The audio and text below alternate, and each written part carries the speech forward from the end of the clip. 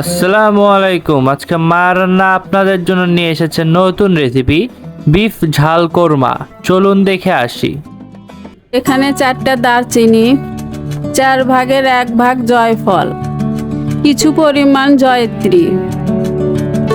এখন সবগুলো একসাথে ব্লেন্ডারে গুঁড়ো করে নিব। এরপর 5টা সাদা এলাচ, হাফ চামচ গোলমরিচ, 4-5টা লং ও 1 চামচ জিরা সবগুলো ব্লেন্ডারে গুঁড়ো করে নিব।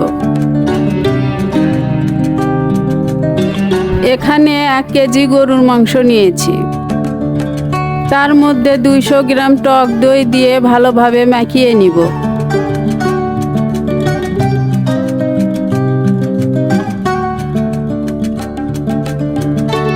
মাখানো হয়ে গেলে 10 মিনিটের জন্য রেখে দিব। এখন চুলায় কড়াই বসিয়ে তাতে তেল নিব। বেরেস্তা ভাজার জন্য 250 গ্রাম পেঁয়াজ নিয়েছি। তেল গরম হয়ে আসলে কেটে রাখা পেঁয়াজগুলো দিয়ে দিব। পেঁয়াজগুলো ভালোভাবে নাড়াচাড়া করে নিব। পেঁয়াজের রং এরকম বাদামি হয়ে আসলে প্লেটে তুলে নিব।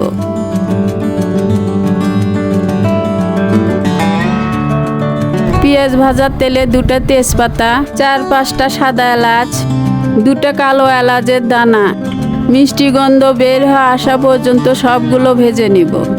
তার মধ্যে 2টি কুচি কুচি করে কেটে রাখা পেঁয়াজ দিব। মশলার সাথে ভালোভাবে নাড়াচাড়া করে নিব। পেঁয়াজ যখন নরম হয়ে আসবে তখন তার মধ্যে 1 টেবিল চামচ আদা বাটা, 1 টেবিল চামচ রসুন বাটা, আদা রসুনের কাঁচা গন্ধ যাওয়া পর্যন্ত নাড়াচাড়া করে নিব।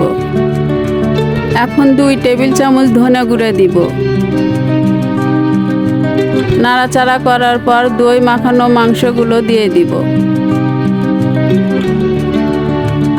5 মিনিটের মতো মাংসগুলো মশলার সাথে ভালোভাবে ভেজে নিব। এরপর 1 টেবিল চামচ লবণ, 1 টেবিল চামচ গুঁড়া মরিচ দিয়ে ভালোভাবে নাড়াচাড়া করে নিব। এইভাবে সব উপকরণ 5 মিনিট কষাতে থাকব। এরপর মাংস সিদ্ধ হওয়ার জন্য 2 গ্লাস পানি দিব। দিয়ে নাড়াচাড়া করে 20 মিনিটের জন্য ঢেকে রাখব।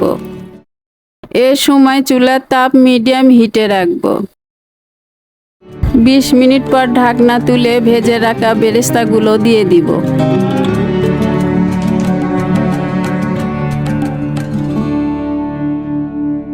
এখন 1 টেবিল চামচ কাজু বাদাম বাটা দিয়ে ভালোভাবে নাড়াচাড়া করে নিব।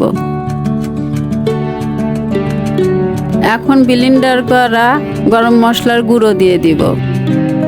দিয়ে ভালোভাবে নাড়াচাড়া করে 10 মিনিটের জন্য ঢেকে দিব। 10 মিনিট পর ঢাকনা তুলে কিছুক্ষণ কষিয়ে নিব। যখন মশলা ও তেল আলাদা হয়ে যাবে তখন 1 গ্লাস দুধ দিব। দুধ দিয়ে ভালোভাবে নাড়াচাড়া করব। এরপরে 4টা কাঁচামরিচ, পরিমাণ মতো কিশমিশ, 7-8টা কাঠবাদাম সব উপকরণ ভালোভাবে নাড়াচাড়া করে লো হিটে 5 মিনিটের জন্য ঢেকে দিব। 5 মিনিট পর ঢাকনা তুলে ভালোভাবে নাড়াচাড়া করে ব্লেন্ডার করে নেওয়া জয়ফল, জয়ত্রী, দারচিনির গুঁড়ো দিয়ে দিব। এরপর কিছুক্ষণ নাড়াচাড়া করে নিব। তার মধ্যে 1 চামচ চিনি দিব।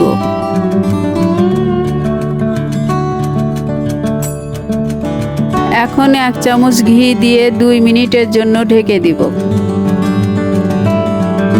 2 মিনিট পর ঢাকনা তুলে দেখব রান্নাটি কেমন হয়েছে।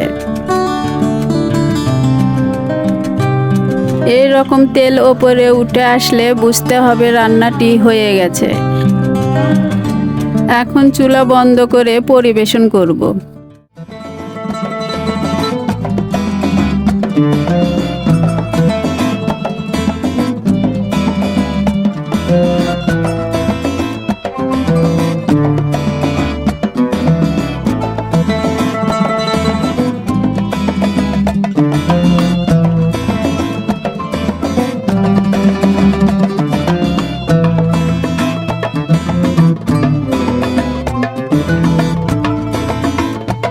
আমার এই রেসিপিটি ভালো লাগলে অবশ্যই বাসায় বানিয়ে খাবেন।